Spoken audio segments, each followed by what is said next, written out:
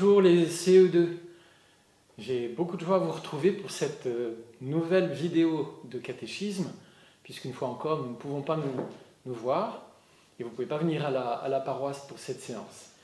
J'allume la bougie de la prière.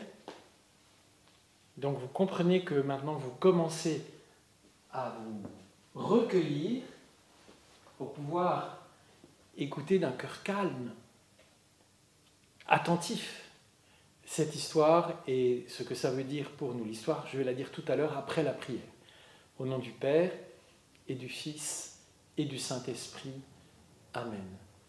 Je te remercie, Jésus, pour chacun des enfants qui regardent cette vidéo, pour leur famille, pour tout ce que tu as déjà donné dans leur cœur, pour toute cette vie du Saint-Esprit en eux. Je te demande de les bénir et puis que chacun prie pour tous les autres, spécialement pour ceux de son groupe de catéchisme, pour sa catéchiste. Seigneur, bénis chacun.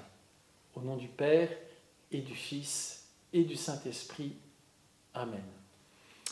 La semaine dernière, je ne sais pas si tu te souviens, mais la montagne de Dieu, le Sinaï, ou l'Horeb, il a deux noms, la grande montagne de Dieu, était tout enflammée. Moïse était monté, appelé par Dieu, pour s'entretenir, pour parler à Dieu face à face. Et Moïse avait reçu les tables de la loi. Mais il reste en haut.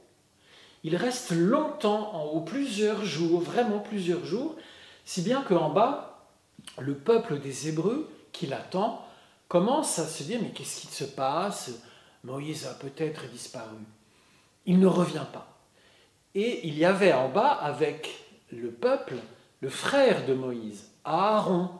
Aaron qui avait un rôle de chef en second. Moïse était le grand chef du peuple hébreu et Aaron c'était le chef en second, le frère de Moïse. Alors ils disent à Aaron, fabrique-nous un Dieu. On ne peut pas rester dans ce désert sans Dieu. Fais-nous un Dieu qui marche devant nous. Et Aaron ne savait pas quoi faire. Et alors il a dit, prenez les anneaux d'or que vous avez aux oreilles ou aux poignets et on va fabriquer une statue d'or. Alors ils prennent tout l'or qu'ils peuvent avoir sur leur corps, à leurs oreilles, sur leurs poignets ou dans des réserves et ils font une statue de veau en lui disant, toi, tu vas être notre Dieu.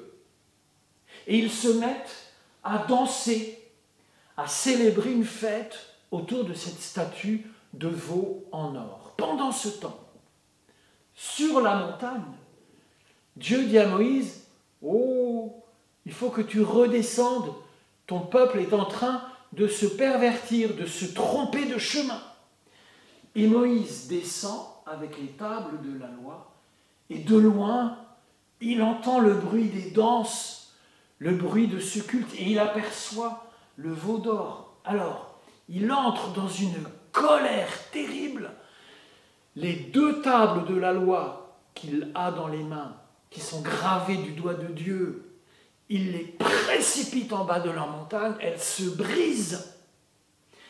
Et il s'approche du veau d'or, il le passe au feu, il le réduit en poudre, il met cette poudre dans de l'eau et il fait boire cette eau avec la poudre de l'idole à tous les Hébreux. Et il leur dit, vous avez commis un immense péché. Je ne sais pas si Dieu va pouvoir vous pardonner. Et il remonte pour demander à Dieu son pardon. Et Dieu est apaisé dans sa colère par la prière de Moïse, grâce à la prière de Moïse. Qu'est-ce que ça nous raconte, cette histoire? Tu vois que quand le chef des Hébreux, en qui ils ont confiance, s'absente, il y a un vide.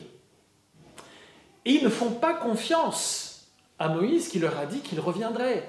Ils ne font pas confiance à Dieu qui leur a montré qu'il était avec Moïse. Ils perdent confiance parce qu'il y a l'absence de Moïse. Et alors, ça fait un vide devant eux, un vide dans leur tête, un vide dans leur cœur, et ils remplissent ce vide. ils remplissent ce vide avec une image. À leur époque, un veau en or, c'était une idole qui représentait une puissance nourricière, féconde, tu vois. Et ils se disent, on fabrique cette statue, on fait de lui un dieu. Ils sont en train de se tromper, hein. Et comme ça, on n'est plus dans le vide. Mais ils se trompent complètement, parce que ce veau est inanimé, il n'entend rien, il ne voit rien, il ne sent rien, il ne peut pas marcher. Alors que le Dieu d'Israël qui les a sauvés, il marchait en tête de son peuple. Il désignait le chemin avec une colonne de nuée, une colonne de feu. Il parle avec Moïse pour lui dire « Faites ceci, ne faites pas ça ». Le Dieu invisible qui parle à Israël à travers Moïse, c'est un Dieu vivant, un Dieu qui écoute la prière. Cette statue, elle est muette, elle n'entend rien, elle ne comprend rien, elle ne peut rien faire, mais ils font comme si c'était un Dieu. Alors, ça s'appelle une idole, c'est-à-dire une chose qui va boucher un trou. C'est un bouche-trou, l'idole. Quand les hommes, peut-être pas les enfants, mais quand les adultes ont un cœur tout vide, parce que Dieu est absent, eh bien ils remplissent ce vide avec quelque chose qu'ils vont grandir démesurément. Ils vont par exemple s'attacher très fort à l'argent, en se disant oh, « ma vie est vide, c'est terrible, ma vie est vide, je sens du vide. Ah, je vais acheter une télévision, je vais acheter une maison, je vais acheter un château, je vais acheter un bateau, je vais acheter une fusée, 2 fusées, 3 fusées. Je vais remplir mon vide avec de l'argent. » Mais l'argent ne parle pas, ne sent pas, ne répond pas quand on lui parle, ne donne aucune idée, tu vois. Alors il y en a d'autres qui vont se dire « Ah, ma vie est vide, qu'est-ce que je vais pouvoir faire? Je vais fonder une entreprise. Je vais la faire grossir et toute ma vie sera mon entreprise. » Mais attends, il y a aussi des êtres vivants. Il n'y a pas qu'une entreprise dans la vie. Il y a une femme, il y a des enfants, il y a des amis. Tu vois, les gens ont quelquefois la tentation, on peut dire, de remplir du vide par des choses qui ne sont pas vivantes, qui ne vont pas vraiment les faire vivre. Alors la question, c'est toi. Qu'est-ce que tu mets dans ta vie comme chose la plus importante? Est-ce que c'est Dieu vivant que Jésus nous permet de découvrir et de rencontrer? Ou est-ce que c'est une collection de timbres, de billes, de poupées, ou est-ce que c'est l'ordinateur? Est-ce que c'est la PlayStation? Est-ce que c'est juste le sport? Tu vois? Qu'est-ce qui est le plus important et qui est vivant? Les 2 choses les plus importantes, c'est la relation avec les autres gens, avec tes amis, avec les maîtresses, les maîtres, avec les parents, bien évidemment, avec les adultes de la famille.